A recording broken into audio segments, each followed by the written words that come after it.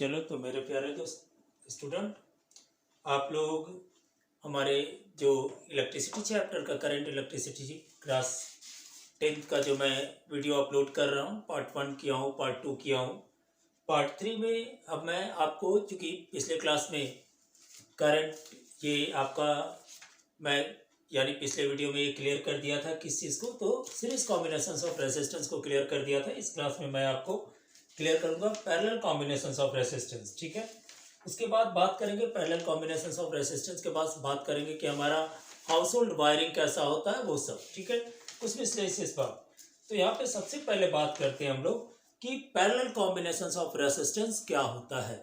ठीक है, तो पैरेलल कॉम्बिनेशंस ऑफ रेजिस्टेंस क्या होता है, क्वेश्चंस यहाँ लिखते हैं, थोड़ा ध्यान से हमारे वीडियो को देखिएगा। हमारा आनंद ऑनलाइन क्लासेस जो यूट्यूब चैनल है उसको सब्सक्राइब कीजिए। यह एक एजुकेशनल चैनल है और इस चैनल के तहत आपको सभी तरह की जानकारी दी जाएगी। कंपटीशंस की बात हुई या आपका जो क्लासेस है, लगभग 6 to 12 में क्लासेस को कंबाइंस करने का कोशिश करूंगा कि सभी लोगों का सिलेबस हमारे चैनल पर उपलब्ध हो, लोग देखें। बिल्कुल ऐसा नहीं कि आज हमने एक वीडियो किसी चीज़ का दिया कल दूसरे चीज़ का दूंगा, ऐसा हमारे चैनल में नहीं होगा। ठीक है, अब हम जो बात करते हैं वो बात करते हैं किसका, तो पैरेलल कॉम्बिनेशंस ऑफ रेजिस्टेंस, यानी what is parallel combinations of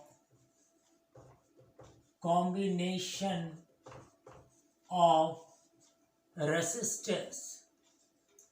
इसी में कंबाइन से क्वेश्चंस कर लेते हैं जो आता है जनरली, जनरली बहुत इंपॉर्टेंट क्वेश्चंस है। फाइंड द टोटल कॉम्बिनेशंस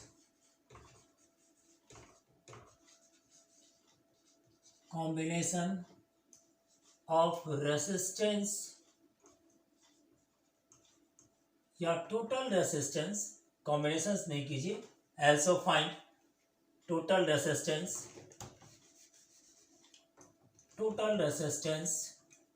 ठीक है, total resistance of this combinations। ठीक है, टोटल रेजिस्टेंस इस कॉम्बिनेशंस में कितना होगा पाइए। बात समझ रहे हैं? देखिए, मैं आपको बिल्कुल अपना ओरिजिनल वीडियो देता हूँ, किसी भी तरह का उसमें कोई एडिट वेडिट नहीं रहता है। जैसा ऑफलाइन क्लास लेते हैं वैसा ही ऑनलाइन क्लास का वीडियो देते हैं। हमको पता है कि किसी स्टूडेंट को कहाँ पे कन्फ्यूजन होगा, इसलिए हम उस बात को बार बार जिक्र करते हैं। मेरा चैनल का काम है कॉन्सेप्ट के साथ एजुकेशन देना, सिर्फ कॉन्सेप्ट, ना तो सिर्फ कॉन्सेप्ट देना ना ही एजुकेशन देना, दोनों साथ में देना। आप इस बात को समझिएगा। चलिए यहाँ पे बात करते हैं किसका, तो पैरेलल कॉम्बिनेशंस ऑफ रेजिस्टेंस का। कुछ नहीं है, parallel combinations of resistance।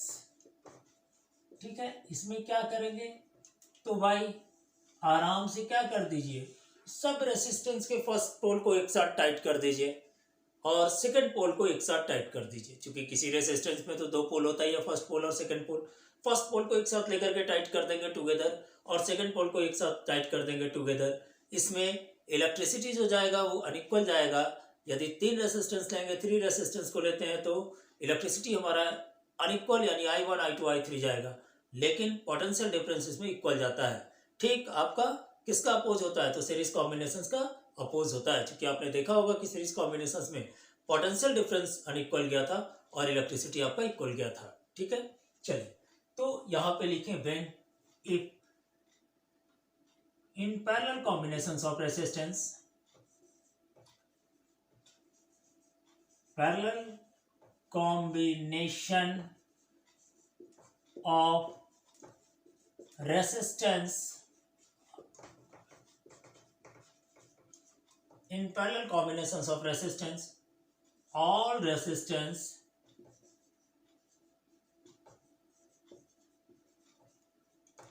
first pole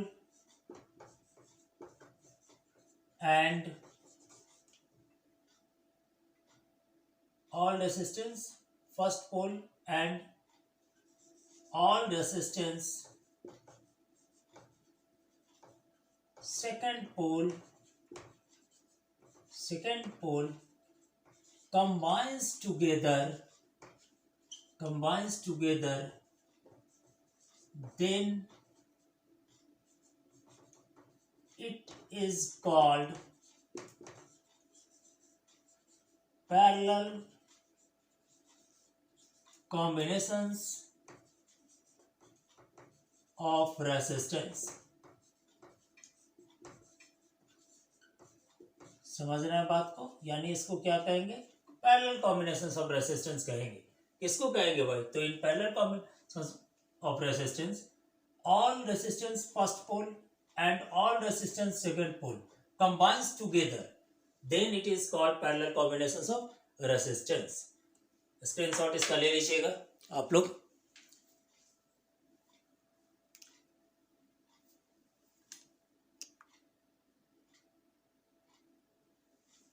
चलिए अब बात करें इस कॉम्बिनेशंस में क्या होगा भाई. तो अनइक्वल इलेक्ट्रिक करंट जाएंगे लेकिन पोटेंशियल डिफरेंस इक्वल होगा. ठीक है. तो इन दिस कॉम्बिनेशंस, ठीक है, in this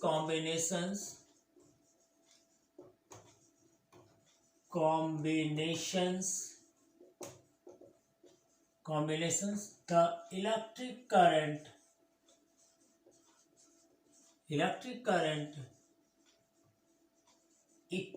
unequal electric current unequal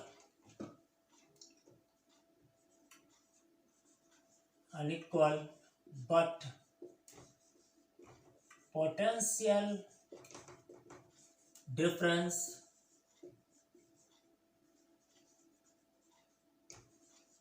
equal. ठीक है. कोई प्रॉब्लम नहीं आता. ध्यान दीजिएगा इसको ध्यान से. अब यहां देखेंगे कि ये तो बात समझ में आ गई भाई कैसा होगा. अब मान लें कि अब हमारा जो फॉर्मूला लाना था टोटल रेसिस्टेंस का कॉम्बिनेशन, इस कॉम्बिनेशंस में, तो late R1 R2 and R3 are three resistance. ठीक है. combines in parallel combinations of resistance and it has unequal electric current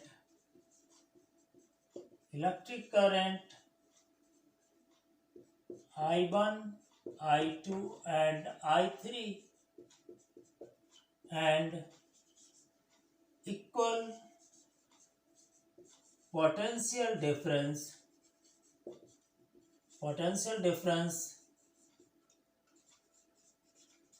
भी. समझ रहे हैं बात को?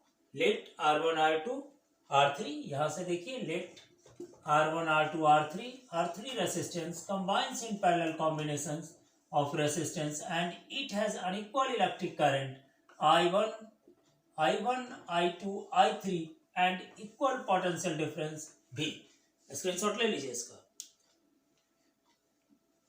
इसके बाद अब बात करेंगे कि भाई बाय ओम्स लॉ. ठीक है. तो टोटल इलेक्ट्रिक करंट, यहां पे ये भी बात कर दें, total electric current I equal to किसके बराबर होगा? तो I1 plus I2 plus I3 और ये हो गया 1. इसको मान लीजिए, इसका काम पड़ेगा हमको. बिल्कुल स्क्रीनशॉट जल्दी लीजिए, थोड़ा क्लास को जल्दी आगे बढ़ाना है. चलिए अब फिगर थोड़ा बना लेंगे, ओम्स लॉ का यूज करेंगे और इसको प्रूफ करेंगे. ठीक है. उसके बाद बात करेंगे नेक्स्ट टॉपिक्स के बारे में. ठीक है. बस लगभग पूरा हो ही चुका है. डायग्राम से ड्रॉ कर ले थोड़ा, क्योंकि पैरेलल कॉम्बिनेशंस का क्या बोले टाई टुगेदर करेंगे. ठीक है. यहाँ पे देखिए ये एक रेसिस्टेंस है. ठीक है. एक रेसिस्टेंस ये हुआ R1 R2 और एक ले लिए ये R3. ठीक है. इसको थोड़ा बड़ा ले ले क्योंकि जब टर्न करेंगे ये मिला है, ये मिला, ये मिला, ये मिला, ये सेल से आकर के कनेक्ट हो गया, ठीक है। और यहाँ जो हुआ V वोल्ट हुआ, पोटेंशियल डिफरेंस, ठीक है। I इलेक्ट्रिसिटी हो गया, ठीक है। यहाँ पे जो होगा ये प्रोडक्शंस I1, I2 और I3, ठीक है। ये हो गया हमारा R1, R2, R3, बात समझ रहे हैं, यहाँ तो कोई प्रॉब्लम नहीं होगा। चलिए R1, R2, R3 ले लिए, I1, I2, I3 हुआ, यहाँ से इलेक्ट्रिसिटी का निकल रहा है हमारा, ठीक है। इलेक्ट्रिसिटी यानी यहाँ से पास हो रही है, ठीक है। तो by Ohm's law, by Ohm's law, Ohm's law को यूज कर लें।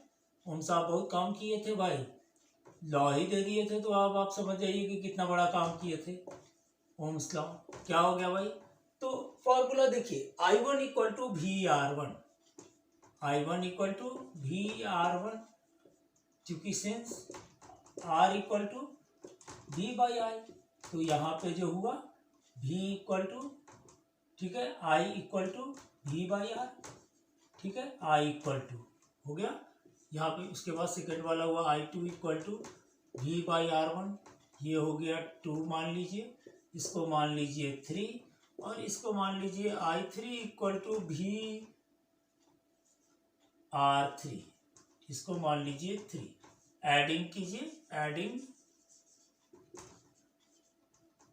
1, 2 एंड 3, तो एडिंग करेंगे तो होगा क्या, I1 equal to IVR1 plus, sorry सबको ऐड करेंगे एक साथ, तो I1 plus I2 plus I3, यहाँ पे आया क्या मेरा I1 प्लस I2, इस सबको एक साथ ऐड किए, यहाँ से I1 I2 plus I3 equal to V by R1 plus V by R2 plus V by R3, ठीक है। यहाँ पे V कॉमन ले लिए, तो ये हो गया 1 by R1 plus 1 by R2 plus 1 by R3, ठीक है। ये टोटल I के बराबर हो गया from 1 I1 plus I2 plus I3 equal to I, समझ रहे हैं। इसका स्क्रीनशॉट लीजिए, यहाँ के बाद अब हम लोग पीछे चलेंगे, ठीक है।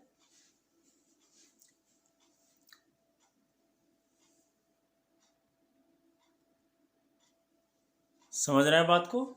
चलिए अब थोड़ा आगे बढ़ेंगे, अब इसको I equal to I by V कर देंगे, इधर आ जाएगा, समझ रहे हैं बात को। चलिए I बाई भी, यहाँ तक तो खत्म कीजिए, कोई टेंशन नहीं है। I बाई भी इधर हो गया, तो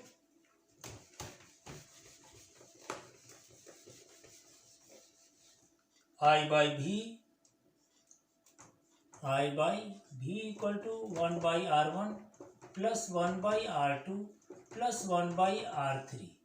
एक बात यहाँ पर ध्यान दीजिएगा अभी कि R इक्वल टू क्या होता है, V बाई आई होता है, तो यदि हम 1 बाई R कर दें तो क्या हो जाएगा 1 बाई V बाई आई, यानी ये पलट के हो जाएगा I बाई V, यानी 1 by R equal to I by V।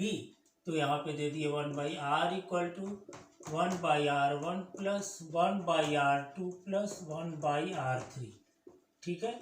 ये हो गया आपका पैरेलल कॉम्बिनेशंस का टोटल रेजिस्टेंस, इसका स्क्रीनशॉट लीजिए, ठीक है।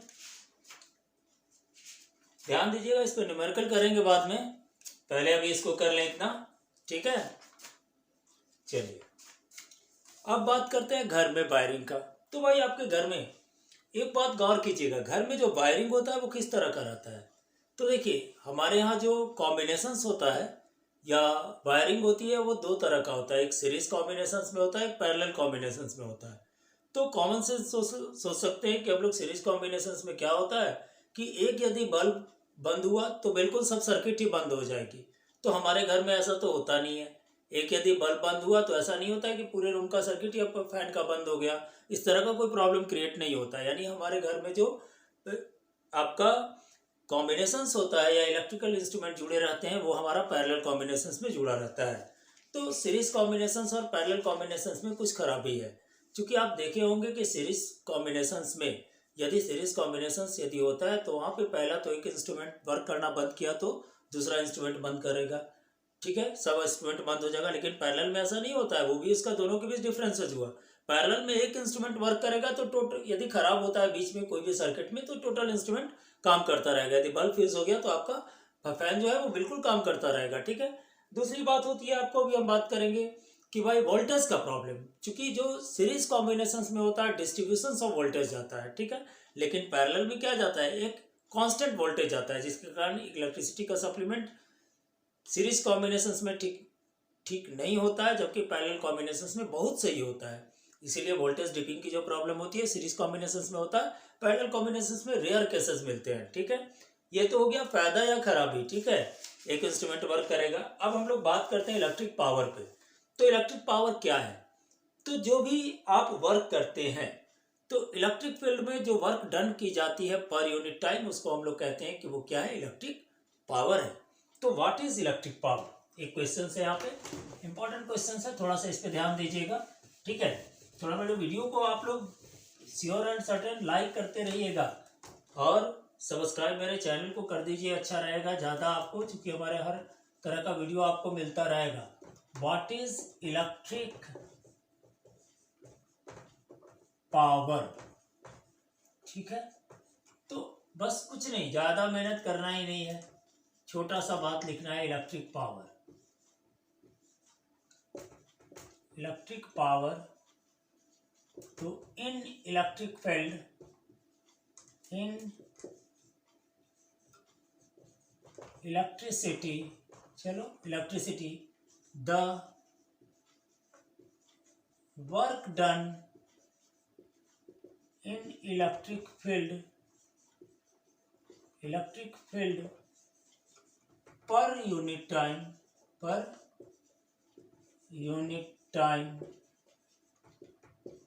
is called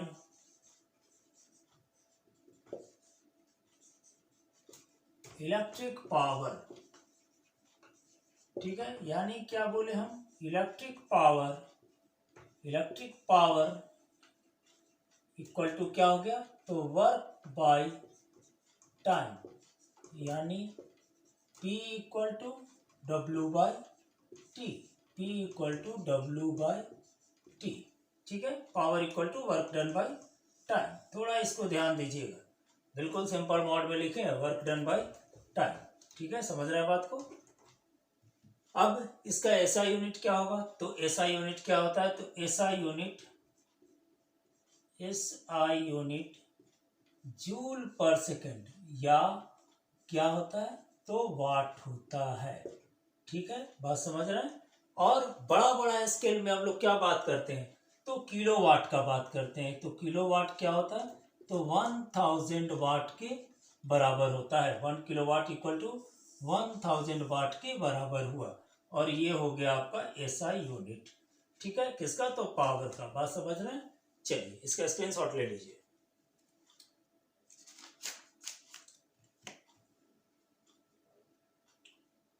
अब देखिए इलेक्ट्रिक, हम यहाँ पे कुछ कन्वर्जन सब पढ़ेंगे, तो पावर का फार्मूला लाएंगे, थोड़ा ध्यान से देखिएगा, न्यूमेरिकल में काम करेगा, न्यूमेरिकल उस पर पूछता है थोड़ा, ठीक है। चलिए न्यूमेरिकल उस पर आता है, इसलिए थोड़ा सा कन्वर्जन पे ध्यान दीजिएगा कि इलेक्ट्रिक वर्क क्या होती है भाई। तो इलेक्ट्रिक वर्क क्या होता है, तो देखिए इलेक्ट्रिक वर्क बात कर रहे हैं किसका, तो इलेक्ट्रिक वर्क का बात कर रहे हैं, ठीक है। तो हम इलेक्ट्रिक वर्क का बात कर रहे थे। तो इलेक्ट्रिक वर्क क्या होगा, तो देखिए इलेक्ट्रिक वर्क क्या होता है, तो इलेक्ट्रिक वर्क बराबर होता है potential difference into electric current into time, T, यानी ये क्या है, तो यहाँ पे देखिए पोटेंशियल डिफरेंस, ये क्या है, तो इलेक्ट्रिक करंट,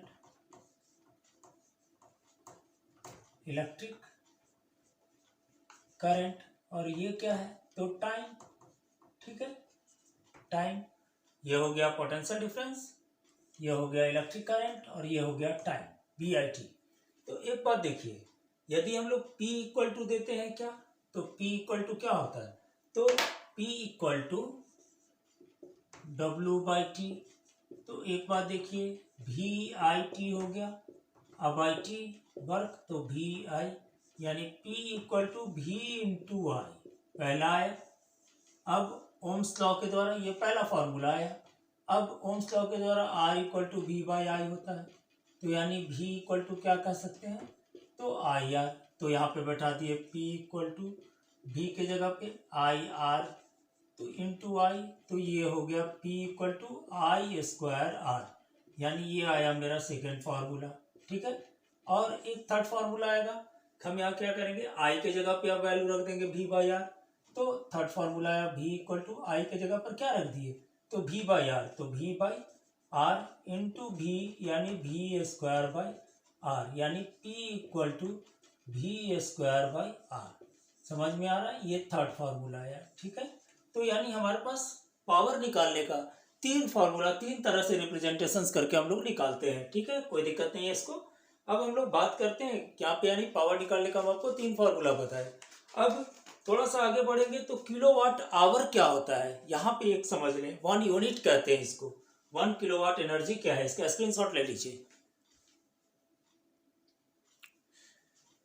देखिए 1000 आवर को हम लोग 1 किलोवाट आवर कहते हैं। चलिए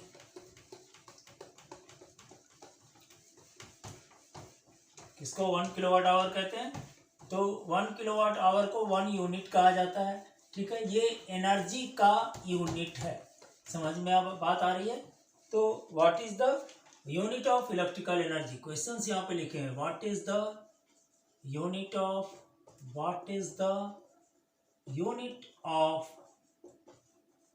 इलेक्ट्रिकल एनर्जी।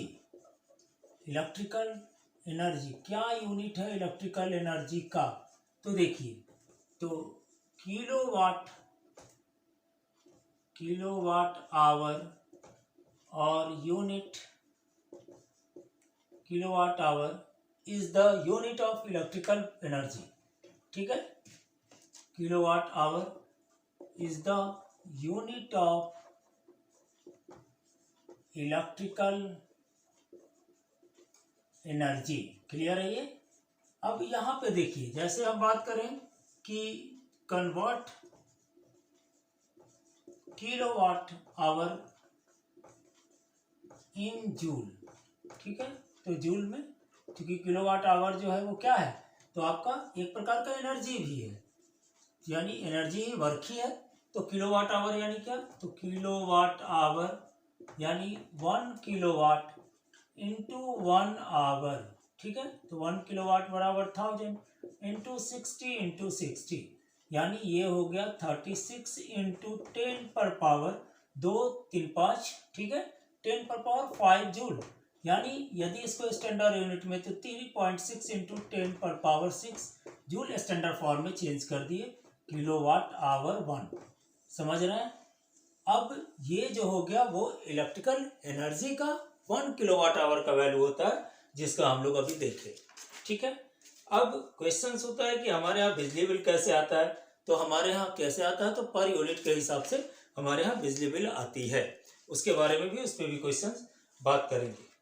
अब अगले क्लास में हम लोग बात करेंगे जूल्स लॉ ऑफ हीटिंग के बारे में, कि हीट कैसे होता है, हीटिंग अप्लायंसेस कैसे वर्क करते हैं और जूल्स लॉ कैसे वो फॉलो करता है। चलिए हमारे चैनल को सब्सक्राइब कीजिएगा। आपको बिल्कुल इलेक्ट्रिकल चैप्टर कैसा ऐसा लगेगा जैसे किसी भी तरह का कोई कभी हमें प्रॉब्लम हुआ ही नहीं था। इसलिए हमारे चैनल को आप सब्सक्राइब करें, बार बार वीडियो को देखें, और इससे आपको क्या होगा, तो कॉन्सेप्ट क्लियर होगा, और इसके बाद जब लास्ट में आपको इंपॉर्टेंट क्वेश्चन देंगे तो बिल्कुल समझ में आएगा। चलिए, थैंक यू।